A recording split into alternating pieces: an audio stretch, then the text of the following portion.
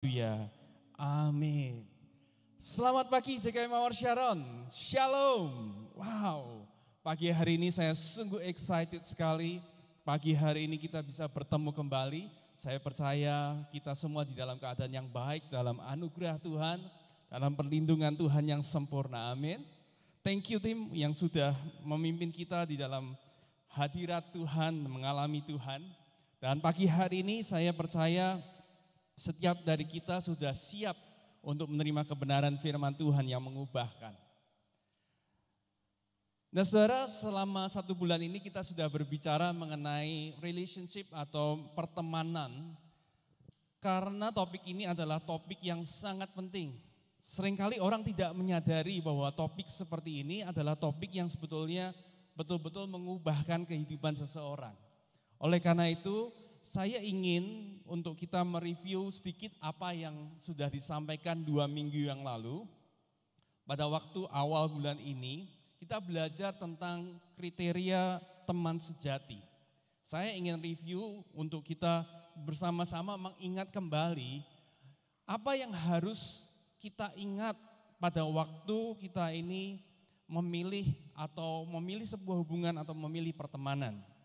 Yang pertama adalah selalu membangun. Selalu membangun. Selalu membangun artinya setiap kali kita bertemu dengan orang yang kita pilih, orang ini selalu membuat kita menjadi pribadi yang lebih baik. Menjadi pribadi yang lebih mengenal tujuan dalam kehidupan kita. Mengenali potensi kehidupan kita, membuat kita semakin semangat dan antusias. Saya percaya pagi hari ini Anda semua juga semangat dan antusias. Yang kedua adalah orang yang penuh dengan pengertian. Penuh dengan pengertian artinya seseorang yang bisa memahami, yang bisa tetap menerima kita, walaupun dia mengerti yang terburuk dalam kehidupan kita.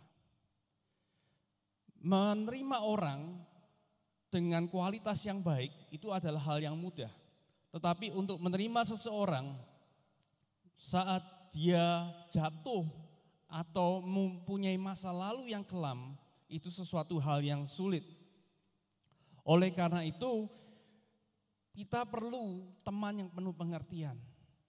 Saya sendiri belajar ya di awal sebelum semakin saya mengenal Yesus, saya semakin menjadi orang yang bisa menerima.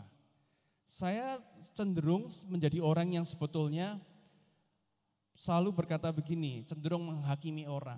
Loh kan aku sudah bilang, apalagi kalau orang itu ngaku kesalahannya. Loh kan kemarin aku sudah bilang, kemarin makanya itu. Loh kenapa gitu? Ya, kenapa gitu? Saya cenderung menjadi orang yang seperti itu. Tetapi semakin dalam perjalanan mengenal Yesus, saya mendapati bahwa Yesus yang kita sembah itu adalah pribadi yang sangat menerima. Seringkali pada waktu saya mendengar cerita orang mulai terbuka, menceritakan hidupnya, bahkan sisi-sisi kelam dalam kehidupannya. Pada waktu saya mau mulai menghakimi, suara Roh Kudus dengan berbisik lembut berkata, bukankah kamu juga seperti itu? Bukankah dulu kamu juga seperti itu? Pada waktu saya dengar Roh Kudus, saya bilang, ya, oke. Sekarang saya belajar untuk mendengarkan orang, belajar untuk punya hati Tuhan dalam mengasihi sesama. Hal yang ketiga yang Anda perlukan seorang teman sejati adalah seorang yang berani menyampaikan sesuatu yang benar, bukan apa yang kita ingin dengar. Nah seringkali ini krusial, kita seringkali terfokus pada apa yang sering enak untuk kita dengar, tetapi sebetulnya kita kehilangan akan apa yang seharusnya perlu kita dengar. Itu adalah kriteria teman yang ketiga, teman sejati yang ketiga. Yang keempat adalah bisa dipercaya. Orang yang bisa menjaga secret, yang bisa keep it. Orang yang betul-betul bisa menerima semua dan menyimpan itu, tidak menceritakannya kepada orang lain. Nah saudara, kalau Anda perhatikan semua kriteria yang tadi saya sebutkan, kriteria teman sejati, semua kriteria itu dimiliki oleh Tuhan Yesus. Tadi saya sudah sempat singgung di poin yang kedua bahwa Tuhan Yesus adalah Tuhan yang menerima kita dengan penuh pengertian. Tapi Dia juga pribadi yang selalu membangun kita. Oleh karena itu saya percaya tidak ada ruginya sama sekali kalau kita ini datang mendekat pada Tuhan. Karena pada saat kita mendekat dan mengenal Dia, saya percaya Dia ingin hidup kita ini selalu dibangun. Setiap kali kita bertemu dengan hadirat-Nya, saya percaya kita ini mengalami kesegaran, ketenangan, kekuatan, semangat untuk menjalani masa depan. Dia adalah pribadi yang menyampaikan kebenaran dalam kehidupan kita dan hanya kebenaran. Dan Tuhan Yesus adalah pribadi yang sangat bisa dipercaya. Nah kalau begitu, kalau kita tahu bahwa Tuhan Yesus memiliki 4 kriteria yang saya sebutkan tadi, kira-kira apa yang jadi respon kita seharusnya? Apa yang perlu kita lakukan? Saya ada beberapa usulan. Kalau boleh pagi hari ini, saudara boleh mencatat usulan saya. Yang pertama adalah, pastikan Yesus adalah salah satu teman sejati Anda. Ya dari 4 kriteria tadi, Dia memenuhi semuanya. Oleh karena itu kalau kita ingin hidup kita menjadi lebih baik, selalu mengarah ke dalam kehidupan yang meningkat, Anda harus pastikan nomor 1 bahwa Yesus adalah salah satu dari teman sejati Anda. Yang kedua apa? Yang kedua adalah carilah teman-teman yang dekat atau rindu untuk dekat dengan Tuhan Yesus. Kenapa? Semakin orang dekat, semakin orang jadi mirip. Setuju saudara? Setiap kali kita dekat dengan seseorang, tanpa sadar kita mempengaruhi orang tersebut atau orang itu mempengaruhi kita. Dan hubungan itu akan terus terjadi. Oleh karena itu, pada waktu kita memilih teman, pastikan teman-teman kita itu adalah teman-teman yang rindu, punya kerinduan untuk mengenal Tuhan, untuk dekat dengan Tuhan. Saya percaya kita akan menjadi orang-orang yang berbahagia. Dan yang ketiga, perhatikan ya, yang ketiga adalah pertimbangkan lagi teman-teman yang tidak memenuhi kriteria nomor 2. Pertimbangkan lagi teman-teman yang tidak memenuhi kriteria nomor 2. Saya berharap kita mendapatkan sesuatu dari firman Tuhan yang disampaikan 2 minggu yang lalu. Nah pada hari ini saya ingin menyampaikan sebuah topik yang baru, yaitu hadiah dari Tuhan. Nah pagi hari ini saudara, kalau kita belajar apa sih hadiah dari Tuhan, apa yang ada di dalam bayangan, di dalam benak pikiran Bapak Ibu sekalian. Apa sih hadiah dari Tuhan? Hadiah Tuhan dari Tuhan adalah ini saudara. One of the greatest gifts I've ever gotten from God is I got to call Him as Daddy. Salah satu hadiah yang paling mulia, yang paling luar biasa adalah saya boleh memanggilnya sebagai ayah. Mungkin ada beberapa dari saudara yang berpikir, kok cuman gitu. Ya Bapak, saya sudah panggil Bapak. Tapi sadarkah saudara, pada waktu kita menghidupi itu, mengerti dan menyadari bahwa kita ini adalah anaknya, cara hidup kita mestinya berubah dengan sangat drastis. Yohanes 3 ayat 16 katakan seperti ini.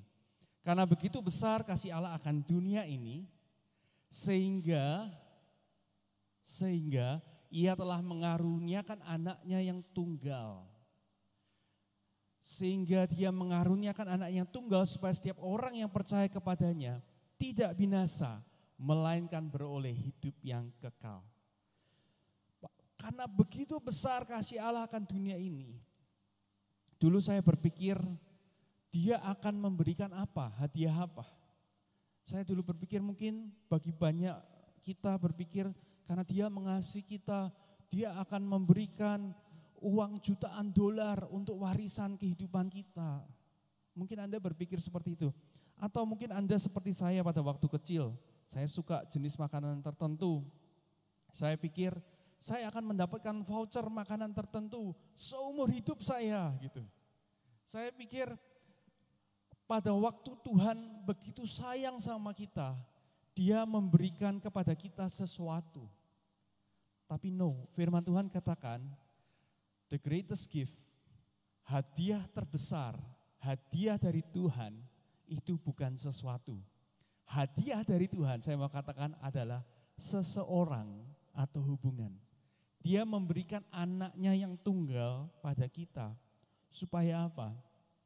Supaya kita bisa dipanggil sebagai anaknya. Wow. Saya berharap ini betul-betul masuk dalam kehidupan kita. Satu ayat lagi dalam 1 Petrus 4 ayat yang 10. Dikatakan, layanilah seorang yang lain sesuai dengan karunia atau pemberian atau hadiah yang telah diperoleh tiap-tiap orang. Sebagai pengurus yang baik dari kasih karunia Allah. Jadi perhatikan sekali lagi, pada waktu Tuhan memberikan karunia, karunia adalah hadiah, adalah kado. Dia memberikan kado itu untuk kita membangun hubungan. Perhatikan baik-baik. Tuhan memberikan hadiah selalu berbentuk hubungan atau sebuah hadiah untuk membangun relationship atau membangun pertemanan. Oleh karena itu, pagi hari ini kita akan belajar beberapa poin. Bagaimana kita menikmati hadiah tersebut? Yang pertama, kita harus belajar untuk mengatur jarak dengan benar. Mengatur jarak dengan benar. Saya mau jelaskan sedikit yang namanya circle of friendship. Nah, saudara kalau lihat gambar ini, Anda akan melihat bahwa di sini kita lihat ada lingkaran-lingkaran yang merepresentasikan orang-orang yang ada di dalam kehidupan kita. Ada banyak orang yang kalau Anda lihat di lingkaran yang paling luar, itu ada namanya acquaintances atau kenal. Anda kenalan, punya kontaknya, itu namanya acquaintances. Itu jumlah yang paling besar. Lalu kalau Anda lihat ke lingkaran yang lebih kecil, Anda akan lihat lingkaran yang lebih kecil itu isinya teman-teman. Dan Anda lihat lebih masuk lagi ada namanya teman baik. Ya, ada teman baik. Dan yang paling kecil, lingkaran paling kecil adalah sahabat atau best friend. Kalau kita lihat di sini, maka saya percaya kita mengerti bahwa semakin lingkarannya masuk, jumlahnya makin sedikit. Kita mungkin punya 200-300 orang di dalam kontak HP kita. Tapi tidak semuanya kita sebut dengan teman. Mungkin yang disebut dengan teman cuma ada 50. Dari 50 yang disebut dengan teman baik mungkin cuma ada 20. Tapi yang disebut dengan namanya best friend mungkin hanya ada 2 dan 3. Nah, kesalahan yang paling umum adalah begini. Kita cenderung untuk mendekatkan orang yang mestinya jauh, yang mestinya ada di luar, di ring yang di luar, lingkaran yang di luar, dan membuat dia masuk menjadi lingkaran yang sangat dekat. Dan kita menjauhkan yang semestinya dekat dengan kehidupan kita. Itulah kesalahan yang biasanya terjadi. Kenapa ini begitu penting? Karena semakin kita membawa dekat orang-orang masuk dalam kehidupan kita, dalam lingkaran yang lebih kecil, semakin orang-orang tersebut dapat mempengaruhi dan dapat menentukan masa depan kita. Kalau ada sebuah ungkapan berkata, kalau kita salah memilih teman, mungkin lebih baik kita melupakan masa depan sekalian. Jadi bagaimana kita memilih, memfilter orang, mana yang harusnya jauh, mana yang harusnya menjadi dekat, itu akan sangat menentukan apakah kita menikmati kado yang Tuhan sebetulnya sudah berikan di dalam kehidupan kita. Yang kedua adalah trust issue atau namanya mau membuka diri.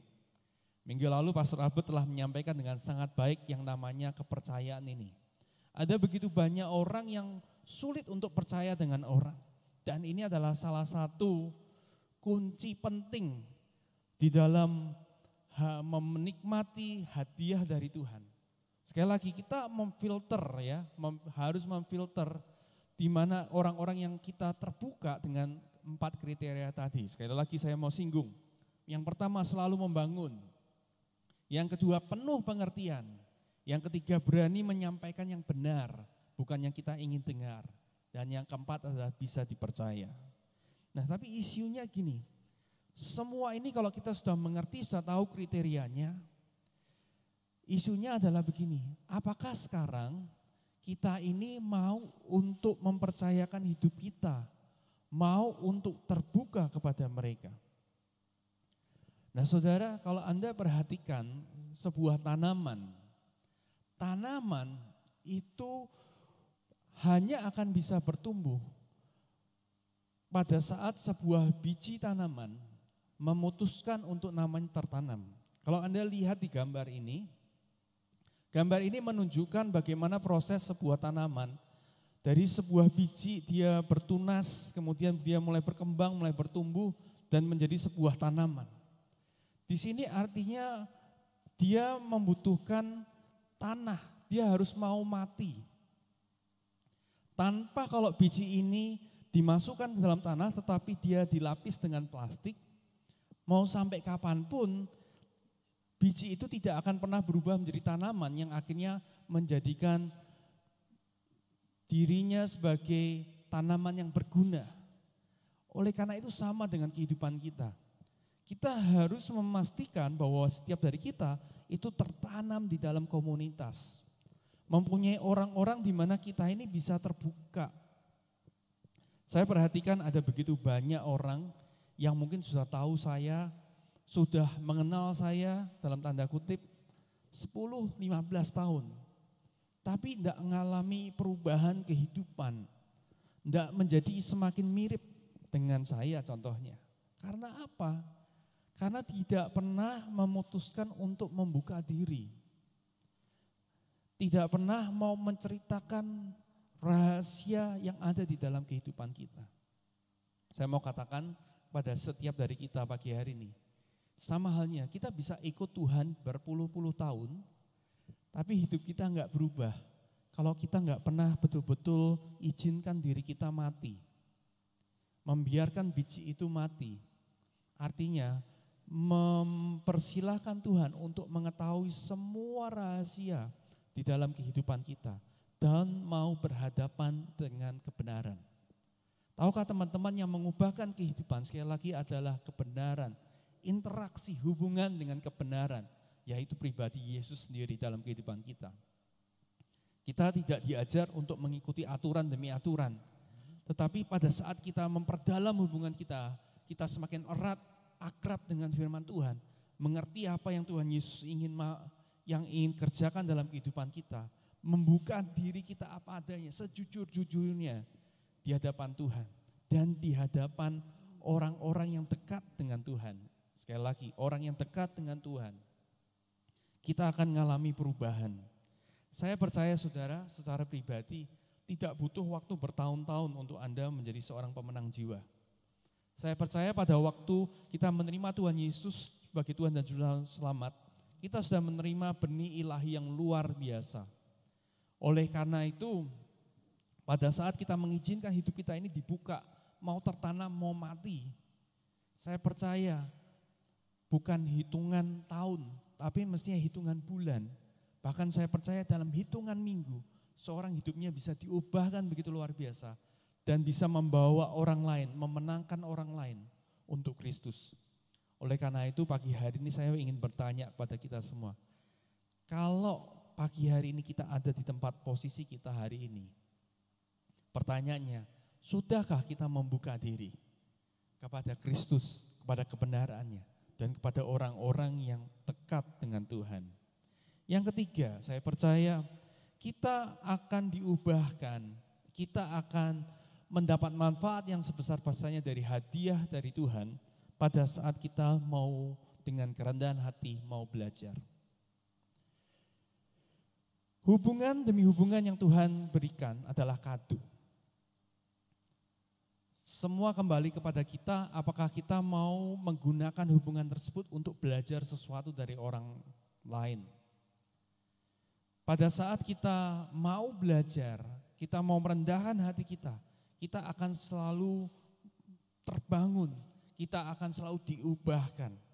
Oleh karena itu saya ingin katakan bahwa pengalaman bukanlah guru terbaik. Lebih baik saya sarankan untuk kita belajar dari pengalaman orang lain. Amin. Seringkali orang bilang pengalaman adalah guru terbaik. Menurut saya itu adalah statement yang salah. Pengalaman orang lain mestinya menjadi guru yang lebih baik. Kenapa kita harus mengulangi kesalahan yang sama dari orang lain? Pada saat mestinya kita bisa belajar. Asal kuncinya adalah kita cukup rendah hati. Artinya kita bisa belajar dari manapun juga. Apakah orang itu adalah orang tua kita? Seharusnya sebagai anak kita belajar dari orang tua kita. Kita menaruh hormat kepada orang-orang yang seusia kita mungkin. Kita bisa belajar. Kepada pemimpin-pemimpin rohani mestinya kita belajar dari hidup mereka. Dari orang-orang yang bahkan lebih muda daripada kita. Kita harus buka hati untuk mau belajar.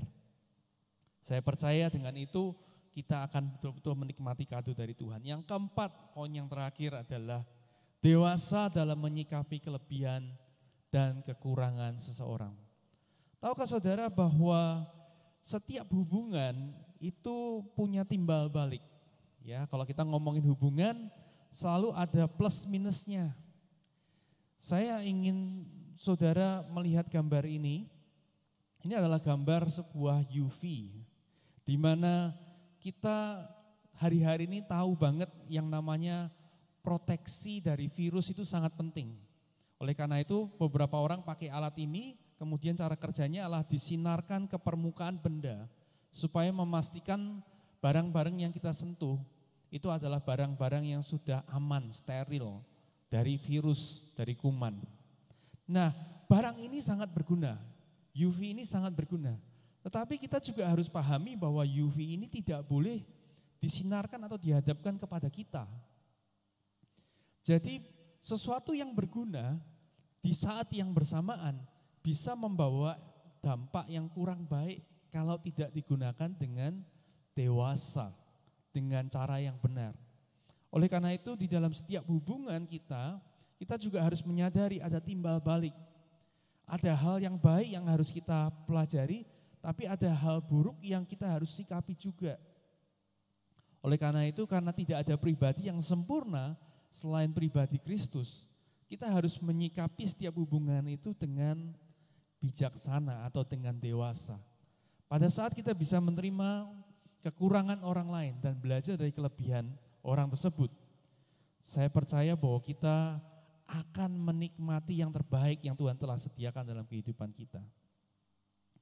Jadi saya ingin sekali lagi katakan, saya minta tim Praise and Worship bisa maju ke depan, bahwa hadiah yang terbaik dari Tuhan itu bukanlah sesuatu.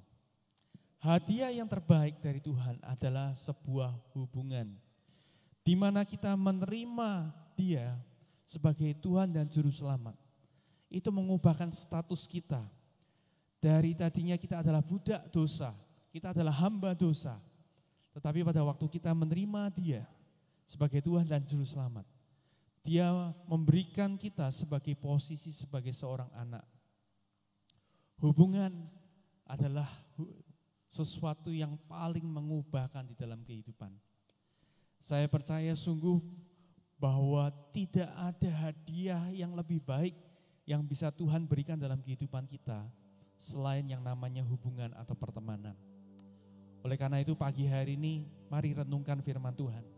Mari ambil waktu sejenak. Perhatikan circle of friends atau lingkaran pertemanan. Apakah orang-orang yang ada di dalam lingkaran terdekat dalam kehidupan saya adalah orang-orang yang sangat mirip dengan Tuhan, orang yang selalu membangun, orang yang selalu penuh pengertian, bisa menerima kita apa adanya tanpa menghakimi.